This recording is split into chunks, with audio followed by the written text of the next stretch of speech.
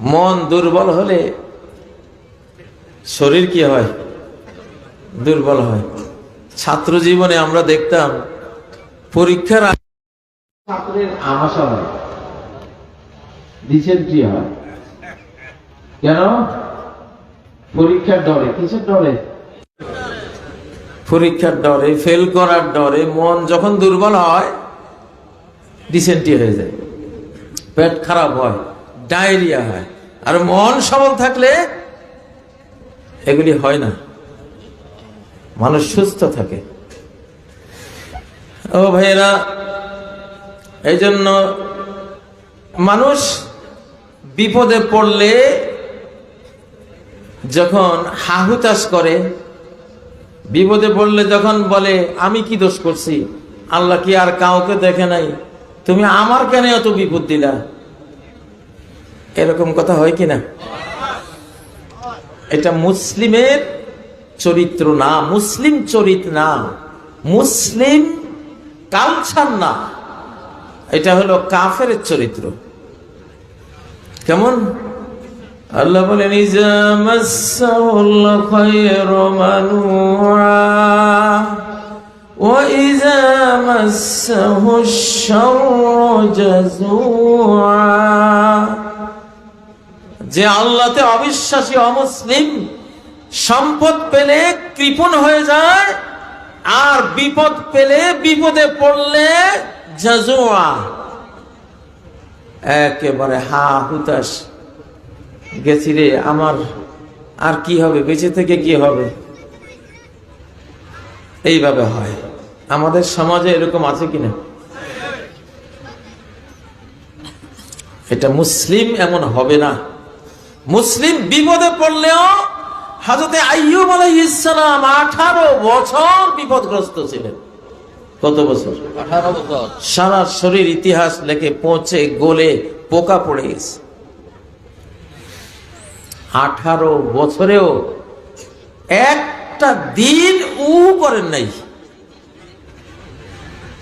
আল্লাহকে অভিযোগ দেয়া তো দূরে থাকা, উহু করেন নাই। কেমন নবী ছিলেন? একদিন ওনার দুই বন্ধু বলতেছে, লাকাদ আযনাবা আইয়ুব যামবান, নিশ্চয় আইয়ুব এমন কোন বড় গুনাহ করেছে, তাকে মুনযু সামানিয়াত আশারা আমান, 18 বছর হয়ে গেল, লাম ইয়ারহামহুল্লাহ, আল্লাহ তারে দয়া করলো না। কত বড় গুনাহ করেছেন, হয়তো না জানি কত বড় গুনাহ করেছে।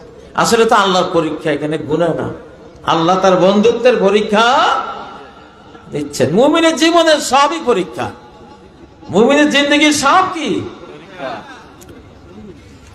আইয়ুব আলাইহিস সালাম এই কথা শুনে উনি বললেন, তোমরা তো বলছো আমি কি পাপ করেছি, অথচ আমি মানুষটা কেমন। আমি রাস্তা দিয়ে যখন হেঁটে যাই, যখন শুনি দুইটা লোক ঝগড়া লাগছে, ঝগড়ার মধ্যে একজন যখন আল্লাহর নাম নিয়ে কসম করে, তখন আমি সাথে সাথে বাড়ি ফিরে যাই।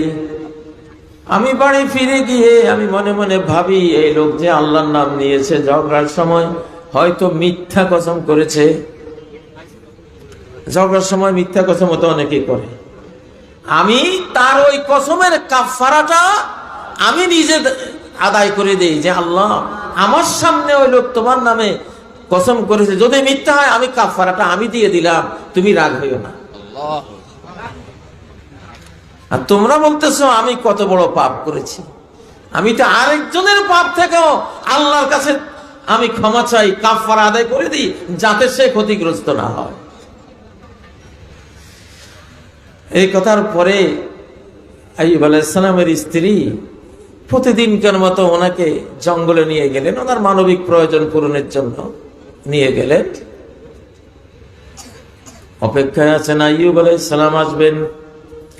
বহুক্ষণ হয়ে গেল, আসেন না, আসেন না, আসেন না। বহুক্ষণ পরে এক তরুণ আসতেছে, যুবক আসতেছে। যুবককে দেখে তার স্ত্রী জিজ্ঞাসা করলো, হাল রাআইতা নবিয়াল্লাহ হাযা আইয়ুব, আল্লাহর এই নবী আইয়ুব আলাইহিস সালাম, অসুস্থ আইয়ুব আলাইহিস সালামকে আপনি কি দেখেছেন? তবে আপনাকে দেখে আমার এই বৃদ্ধ আইয়ুব আলাইহিস সালামের যৌবনকালের কথা মনে হয়েছে, যে ঠিক ওনাকে দেখতে আপনার মতোই। আইয়ুব আলাইহিস সালাম বলেন, আমি তো সেই আইয়ুব। আল্লাহু আকবার। 18 বছর কষ্ট করলেন, একবার উহা করলেন না। আর আমরা তো আধা ঘন্টা জ্বরে, ঠিক না? কুয়ানি কানি আমাদের লক্ষ্মীপুরে কি কর? আমি তো লক্ষ্মীপুরের মানুষই। এটা নোয়াখালী, একই তো, বৃহত্তর নোয়াখালী। আমার বাড়ি বশিকপুর, আপনাদের এখন তো আমারও তো চন্দ্রগঞ্জ থানা। এটা এটা এটা এটা কি? এটা বেগমগঞ্জ, মনে হয় একবারে সীমান্তের কাছে। তো আপনাদের এই এলাকার এক ছেলে ছিল জেলখানায় আমার সঙ্গী, পাটোয়ারি বাড়ির এখানে। কোনখানে পাটোয়ারি বাড়ি আছে একটা, নীরব পাটোয়ারি, নীরব পাটোয়ারি। চালাক চতুর, এখন দুবাইতে থাকে। যাই হোক, একই রুমে ছিলাম। তো আজকে আমার লগে ওয়াদা করবেন, অসুখ হইলে কুয়ানি কাহানি বাদ দিবেন। কি বলবেন? আলহামদুলিল্লাহ। আইয়ুব আলাইহিস সালাম যদি 18 বছর তিনি কোন রকমের কোন উহা না করে কাটাইতে পারেন, আমি আর আপনি মিয়া 2-4 দিন, 2-4 মাস। ইচ্ছা থাকিলে আল্লাহ তাআলা হযরত আইয়ুবকে এত বড় পুরস্কৃত করলেন। তার বাদশাহী ছিল, বাদশাহী ফেরত দিলেন, রাজত্ব ফেরত দিলেন, যত ধন সম্পদ হারিয়েছেন সব ফেরত দিলেন।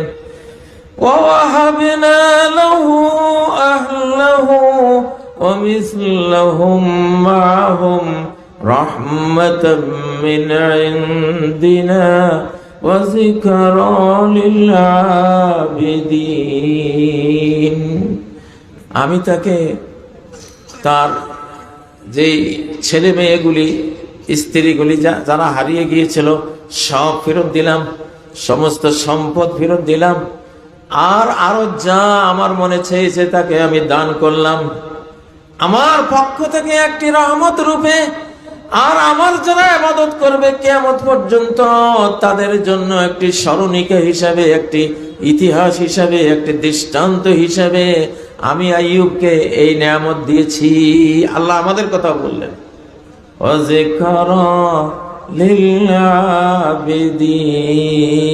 ইবাদতকারী। আমরা তো ইবাদতকারী না, আমাদের জন্য সেটা একটা ইতিহাস। আরো কি নিয়ামত দিলেন আইয়ুব আলাইহিস সালাম? তিনি তার বাড়ির সামনে দাঁড়িয়ে আছেন, 2টা মেঘ আসলো।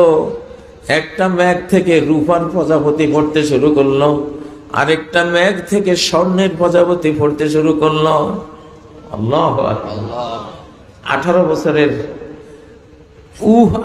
বিহীন ধৈর্যের ফল দিলেন, যে মেঘ থেকে স্বর্ণের প্রজাপতি, স্বর্ণ দিয়া ভরাই দিছেন ওনারে, রূপা দিয়া ভরাই দিছেন। আর আখিরাতে আমরা আপনারা যারা জান্নাতে যাব, আমরা সবাই হব আলা কলবে আইয়ুব। আইয়ুব আলাইহিস সালামের হৃদয়ের উপরে আমাদের সবার মন হবে। কার মন? আইয়ুব আলাইহিস সালামের মন। আল্লাহু আকবার। আলা লিসানে মুহাম্মাদিন সাল্লাল্লাহু আলাইহি ওয়াসাল্লাম। মুহাম্মদ সাল্লাল্লাহু আলাইহি সাল্লামের ভাষা আরবি ভাষার উপরে থাকবে সবাই। আমাদের সবার ভাষা হবে কি? আরবি। তা আরবি পড়ার দরকার আছে না নাই? হ্যাঁ, নাকি শুধু ইংরেজি পড়ার দরকার?